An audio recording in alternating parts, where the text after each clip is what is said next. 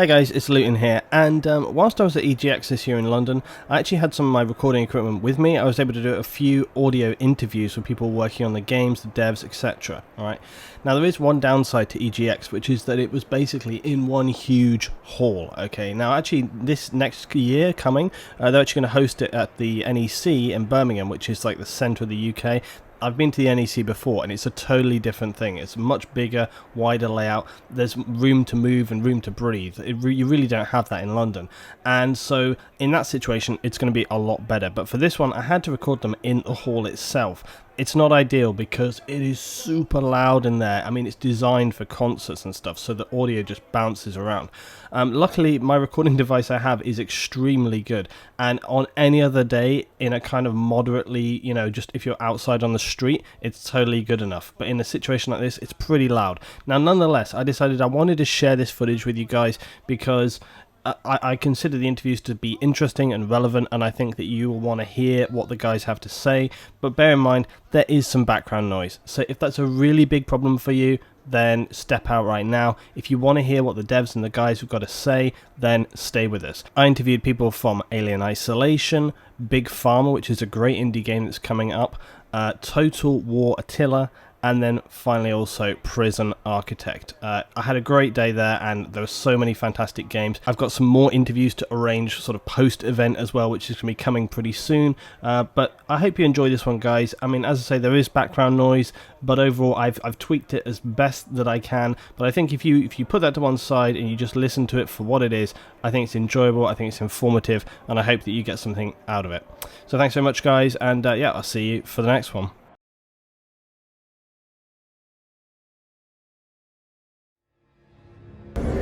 Hey guys, it's Luton here, and I'm back at EGX, and I'm speaking with Nee, Community Manager for Alien Isolation. So how are you doing today? Hello everyone, this is Nee. How has the reception been for Alien Isolation? How has it been received within the gamers and also the larger community within journalism and just, I suppose, the wider gaming community? Overall or at EGX? Yeah, overall and EGX, let's say. Well, at EGX it's been phenomenal. We're showcasing Survivor mode for the first time to the public, and just watching the response has been great. We've had a steady flow of people in. Sometimes the queue has been massive, and everyone that's coming out is absolutely loving it. Whether they survive the mission or not, they're really enjoying it. A few, heart jumping moments for them. One guy just fell off and broke the chair that he was sitting on. Yes. And a few guys coming out sweating with some minor heart palpitations. But everyone is really enjoying it. And overall, I mean, I don't think it's a shock really for the studio to say that we're genuinely blown away by the response that everyone has had to the game.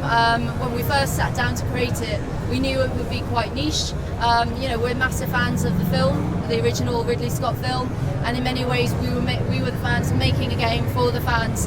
And we knew it would be niche because we were making it a first-person, single-player, campaign-driven game, survival horror, most importantly, and that the game was incredibly punishing. You can't get in there, you can't throw a load of grenades and molotovs and gun your way through it. It's all about stealth, strategy, survival. And in many ways we knew that was going to appeal to a huge amount of fans, but we weren't sure how many people outside of the alien world would embrace it. And I think what we've seen is that everyone is really excited about it, and even if they don't know the story of the alien world, they're survival horror fans or they've heard about it, they're really excited about it. And what they have heard, such as the aliens AI, the setting that it's in, which is really 70s and very sort of like nostalgic of the original film, people are loving that. So for us it's a huge achievement, because we've obviously been working on this for over 4 years, and we've shed blood, sweat and tears, literally, I'm sure, over it. And I think for the guys it's a moment where everyone can kind of take a step back and realise that people are really enjoying what they're seeing. And as regards to the difficulty, and also with the fact that it's a move away from those kind of more combative games, was that quite a worry for you? And has it been quite I don't know, a nice surprise that everyone has received it so well, because it is quite a different game in terms of, it's still survival horror, but it really moves away from what's been before. Was that a concern, and it's been like a nice relief? I think it was definitely a move that we knew would be bold and would be different, and in many ways I suppose we took that move because we wanted it to stand out from all of the previous games that have come in the Alien franchise and the history, and I think that does mark us out as being quite different. And I think it's exciting for everyone in the studio, for, like I said before, to see people receive it, and to know that the decision that we've made looks like it's going to work out, because the excitement for it is tangible, and it's really lovely, I think. So Alien Isolation comes out October 7th on pretty much all formats, correct? Indeed, it's October the 7th on PS3, PS4, Xbox 360, Xbox One and PC. Have you got any final thoughts or advice for people picking up the game day one? Day one, enjoy it, immerse yourself in it, give yourself those chills, play it with the loudest sound setting or best headphones you've got. Try and play it in the dark. And I know we're punishing, but you're looking at a survival horror game, so be brave, put it on hard, medium at least, and really go for it, really enjoy it. Nee, thank you very much. Thank you.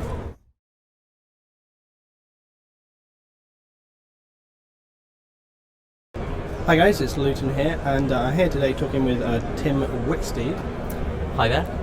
And Tim's working on a game called Big Pharma. Now, I actually was kind of aware of this before I came down to the show at EGX this year, and I wanted to come and check it out because I saw it got mentioned to me last week, and I was really, really interested in the game. It's kind of like, I would say, a mix between sort of Theme Hospital and Plague Inc. But I don't know, Tim, would you describe it any better than that? No, I love it. That's great. That's a great thing. And again, I've always loved these kind of management games. You get things like Prison Architect and stuff, but this one is going in a different direction, and it's all about kind of creating cures and creating medicines as you would with any pharmaceutical company.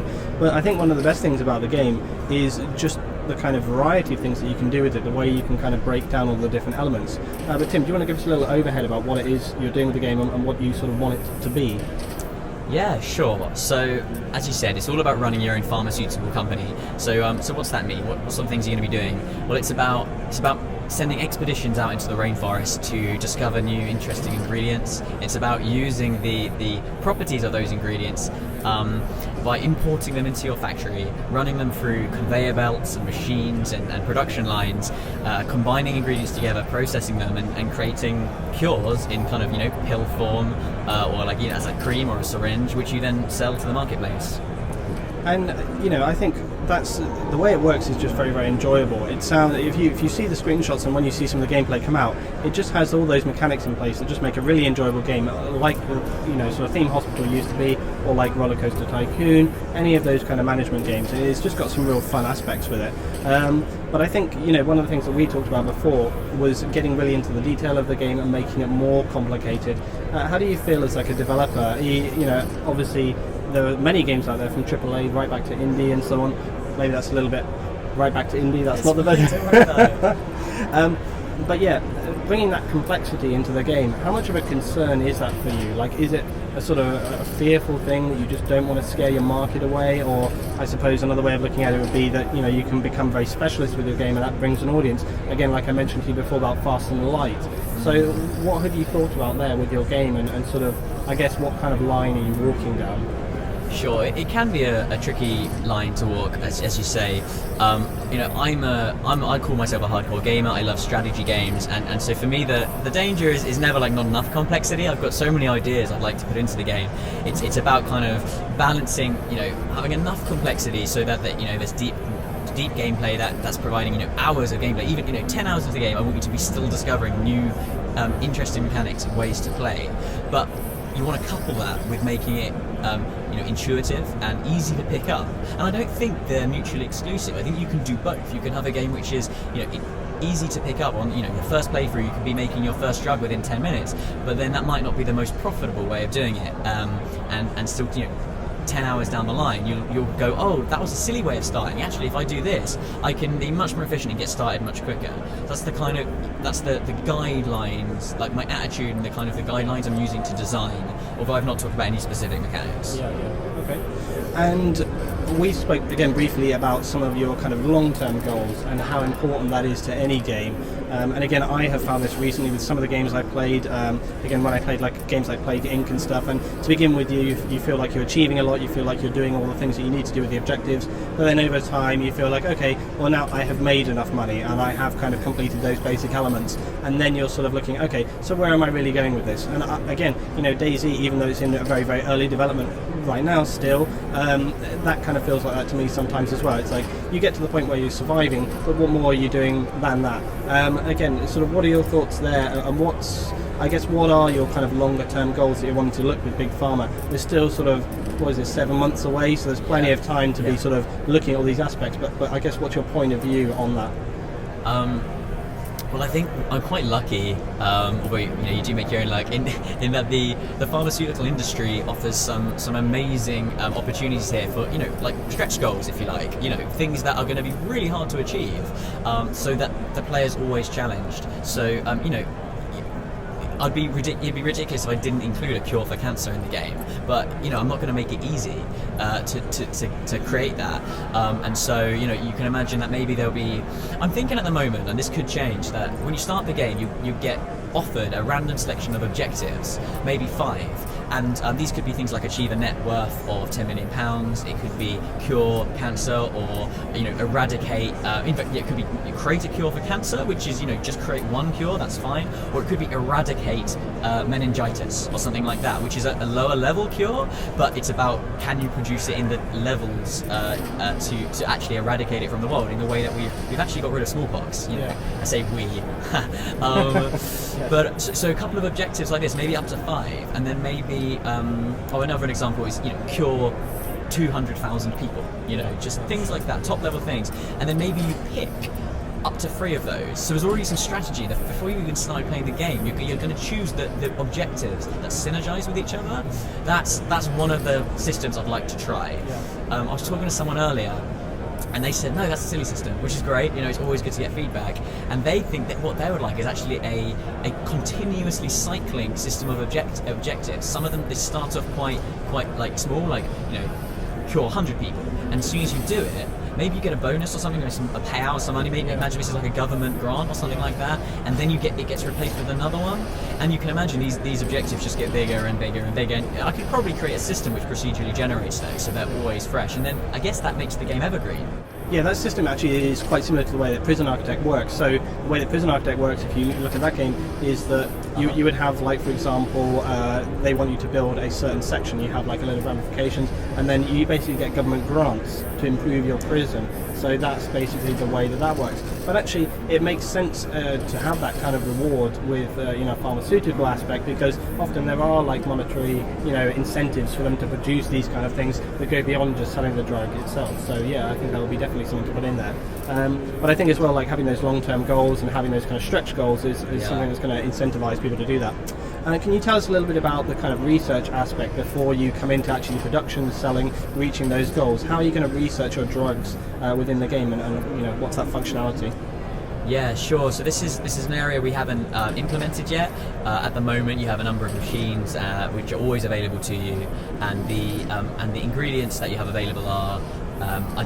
They just get unlocked over time. There's no kind of real mechanic there. There's no kind of player action that leads to that. We did say about whether there would be the possibility of changing that, so there was more kind of maybe that initial research kind of just bleeds and happens in the background. It's just ongoing, but then perhaps you can actually tweak it, and then you go beyond, and you can do you can choose more specific further research. Do you think that's something you'd want to put in? Is that getting too complicated? No, absolutely. So what I'm saying is it's as far as I'm concerned, like, we've only scratched the surface. This is actually it's one of the areas I really want to explore over the next 7 months.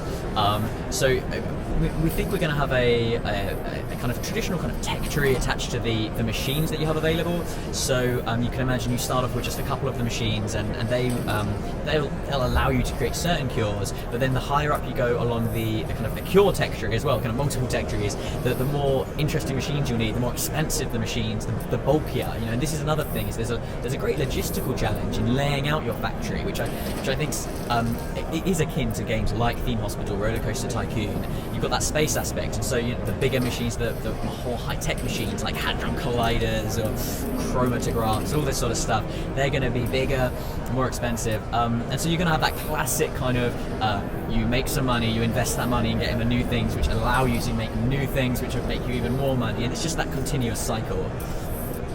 With games like sort of roller coaster, basically the Tycoon or the Theme brands, there was obviously always you're kind of hiring new people to work for your companies.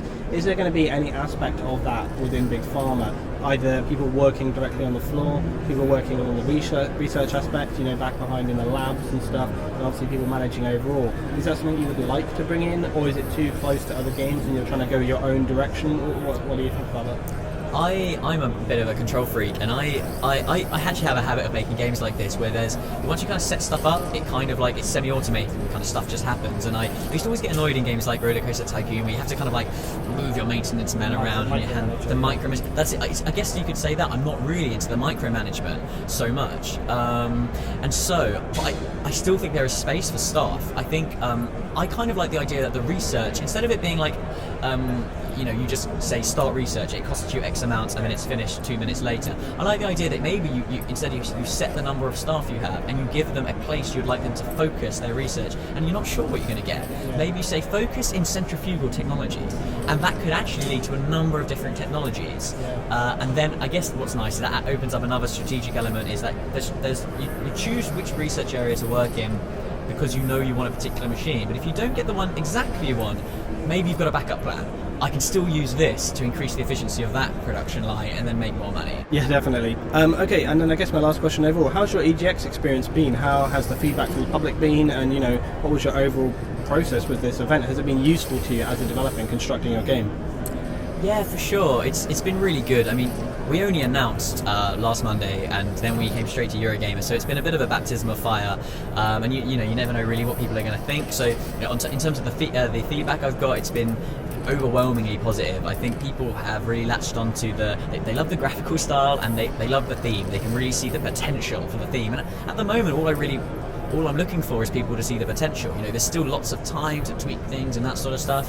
And I've got loads of great feedback, loads of new ideas. I mean, you just gave me an idea. It's great. We're less than halfway through development, so there's time to really to actually take on feedback and make it into the game. In terms of my process, I don't know. This is actually my first Eurogamer, my first EGX, I should say, rebrand, and it's been a bit hectic. It's been great. But I've just been taking everything as it comes, and I'm just so excited to talk to people about the game. It's so thrilling for other people to be as excited as I am about what I'm trying to create. Yeah, sure. Okay, so Tim from Big Pharma, lead developer, thank you very much indeed. Thanks.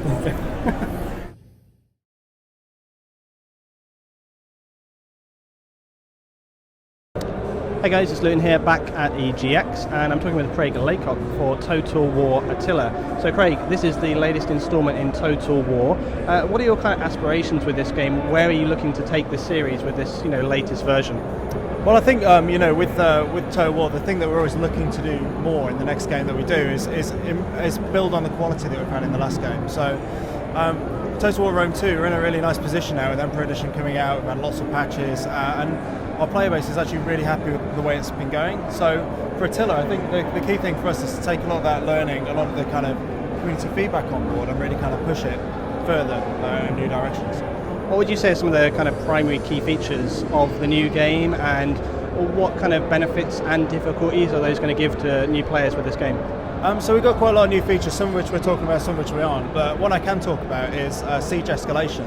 So basically, you kind of on the campaign map. So in Total War games, you have a kind of big campaign map where you have armies that you move around, and it's almost like a tactical game of chess. when you siege a city in that campaign map mode, now that will actually add attrition to the city for when you go into the battles.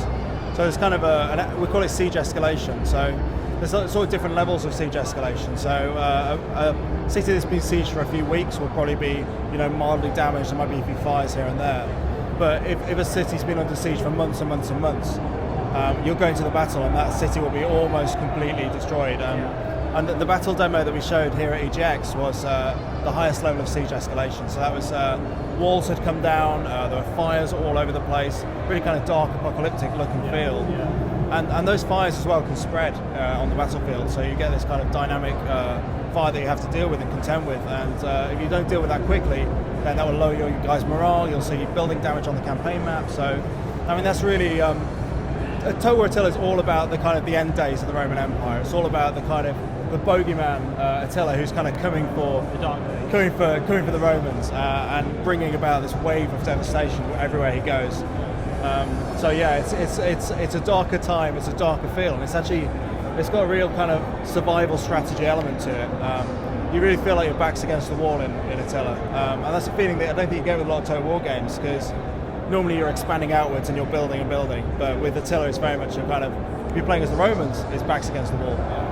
A lot of my audience tend to be kind of FPS orientated. I mean, my channel is mainly built around that kind of stuff, but a lot of the players that I sort of speak to, they're all very objective players, which I kind of think bleeds very well into this kind of RTS game. So if somebody has not really played an RTS or a Total War game before, what would you say to those guys to try and show them what they can get with this game that they wouldn't get with the game, the models that they currently play with? Yeah, it's an interesting question actually, because a lot of people kind of put them in very separate camps, but there's a lot of the kind of second to second decision making stuff that goes on in FPS games that you also get in Total War games. It's just it plays out in a different way. So with the battles in particular, there's a lot of making sure that you're kind of fully aware of the situation, of your environment, of the battlefield. Yeah, you're kind of stretched out. You've got to be looking everywhere, and it's in FPS games as well. You're kind of constantly surveying your environment, making sure that you're aware of where everyone is. And that's kind of similar in battles as well with Total War. On the campaign map it's a little bit different. It's more kind of slower paced tactical thinking. But then if you apply that to games like Counter-Strike, where you've got like a real tactical element to the FPS mechanics, then there's lots of layers of metagame there. There's lots of ways you can get better on top of just the core gameplay. So I think it's what I would say to those players is give it a go, because although it's a different genre, it's a different way of playing. You'll find that a lot of those skills, a lot of the things that you've learned from FPS will be applicable to the battles and to the campaign stuff as well. Controversial question for you. Rome 2 obviously had a little bit of a rocky road. It seems like quite a few games have had that lately. It could be to do with the fact that we're expanding into kind of like new worlds of gaming now, and that kind of size and complexity is just kind of, inevitably brings more problems. But obviously it's a learning experience. Do you feel that, do you feel confident that from those issues that were there, they've been resolved, listened to, addressed, and that they're going to, be smoother coming through with the next game? I have to say, from what I played today, I thought it was excellent. But yeah, what's your word on that? Yeah, so it's a good question actually. I think we acknowledge that Rome 2 had a bit of a rocky launch, but we've kind of tried to work really hard in the year since then to address that. So the Emperor Edition, which we released lately, is kind of the definitive edition of Rome 2. We kind of see it as we've got lots and lots of stuff in there, all of the free updates, all of the patches that we've done since launch, all kind of coming into this final version of Rome 2, and that kind of philosophy, that would have been easy for us to just abandon the title, walk away from it and go, well, we're focusing on the next game, we're interested in doing that. But we were kind of really keen to, there's no point in doing that, because gamers are smart, right? They know that if you're going to do that, if you're going to screw them over like that, then it's going to hurt you down the line. So we wanted to make sure that Rome 2 was in a really nice place before we even started talking about this game. And we could have talked about Attila earlier, but we wanted to make sure that we were happy with Rome 2 before we started talking about this stuff. And that doesn't mean that Rome 2's done. We've got loads of ideas for things we can do with Rome 2 still to keep supporting it. And actually we've got a new content team at the studio whose job it is to basically look at ways we can enhance our older games. So I'd say it's a lot of those learnings have been taken on board, and I think in Attila as well you'll see it's quite a lot of the ideas that people have had, a lot of the kind of feedback from Rome 2 will be kind of manifest itself in improvements in Attila as well. I think that's a really good perspective. I think people want to hear that, and I think a lot of people feel a little bit sort of cynical or disillusioned perhaps nowadays that a lot of game devs kind of like finish, bam, done, and on to the next one. So I think it's really positive to hear that, I mean, it's something that you've worked very hard on and wouldn't want to necessarily just be like, we're done with that, move on to the next one, right? Yeah, absolutely. And when we released Rome 2, I mean, there's a lot of praise, and rightly so for all the kind of great features that were in there, but it's also some of the vocal criticism really hurts the guys at the studio, because obviously they've worked on it for 2 years. It's a huge part of their life. They've invested hours and hours of overtime. They've maybe not seen their families as much, and so there's a lot invested in it. So the criticism is it can sometimes hurt, but it's also getting over that, and it's almost a pride thing of kind of wanting to put it right, wanting to make a game that you're proud of and everyone else is going to be happy with as well. So I think there's that does play a part. There is definitely a human element to that kind of thing. So what release time are we looking for Total War, and any final thoughts for the community out there? So we're at the moment we're looking at 2015, but we haven't said when yet.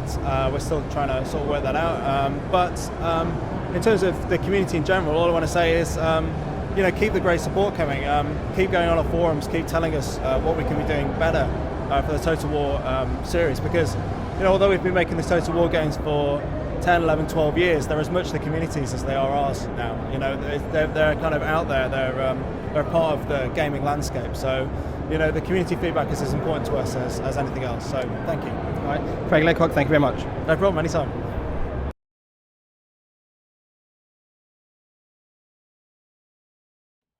Hi guys, it's Luton here back at EGX, and Prison Architect is actually down here at the moment, which I was really surprised to see, but very, very happy to see. And I'm here with Andrew Lim, who is one of the programmers on Prison Architect. So Andrew, do you want to just talk us through just a little bit of the premise of the game? What's it all about?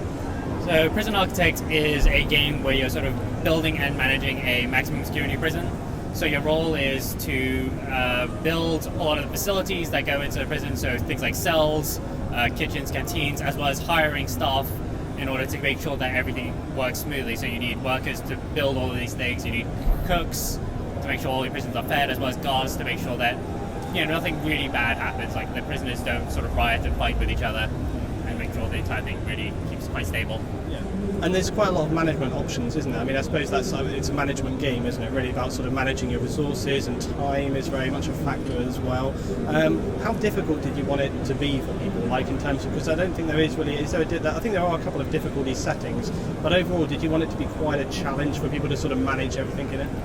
What we really wanted more than difficulty is for people to be able to make the kinds of prisons that they want. So if they wanted to make a prison that contains nothing but really high-risk people that have committed really violent crimes, they can do that. Or you could go the other way, when you can have a lot of really low-risk offenders that they're maybe in for pickpocketing or something, things that aren't super bad, but they've been sent to prison. They're going to be there for a couple of years, and then they'll be free. So we wanted to make sure that people could make this whole spectrum of prisons, of things from the places that need to be locked down much tighter, or maybe a reform prison where you would send people off to take classes and education, and then they would sort of be released. And so far you've had a kind of open development, and you've been working on the game and then getting feedback from the community and the forums and sort of tweaking it as we go.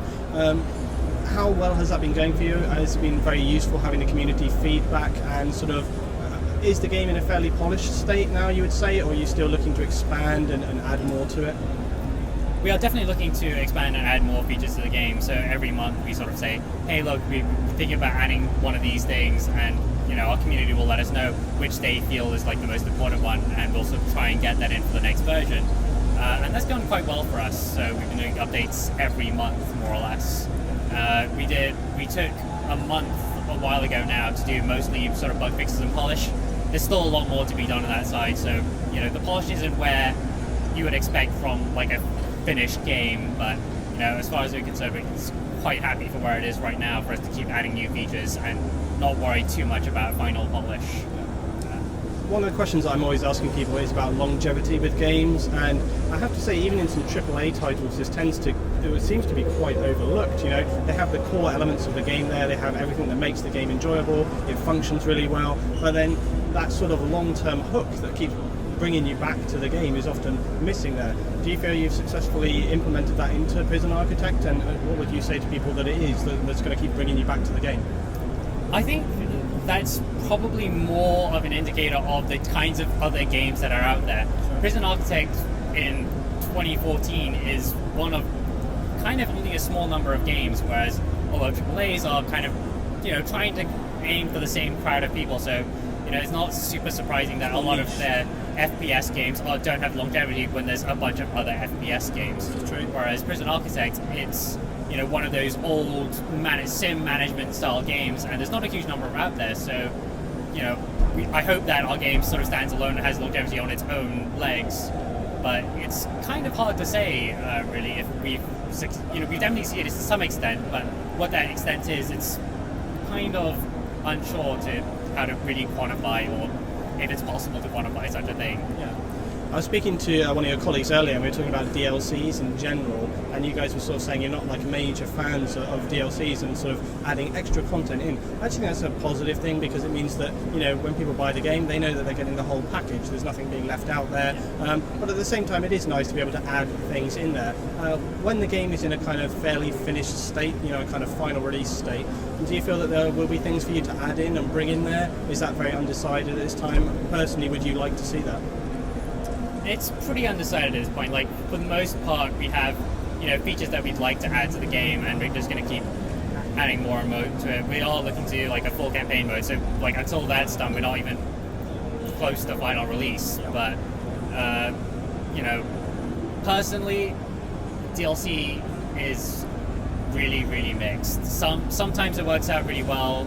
You get things like one of Liara's, the Shadow Broker DLC for Mass Effect 2 was really, really good.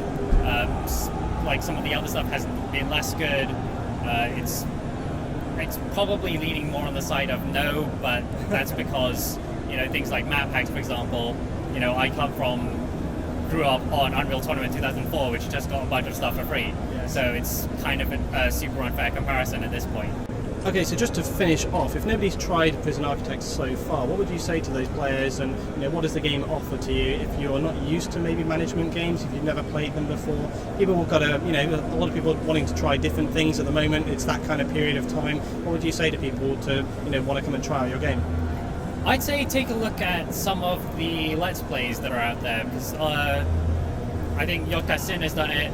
Northern Lion just started a series on Prison Architect, and they've, you know, people seem to like it. So it's definitely not a huge number of games out there that do this right now. So, you know, if you're looking for something different, try Prison Architect. Maybe you'll like it, maybe you won't. Andrew Lim, thank you very much. Yeah, thank you.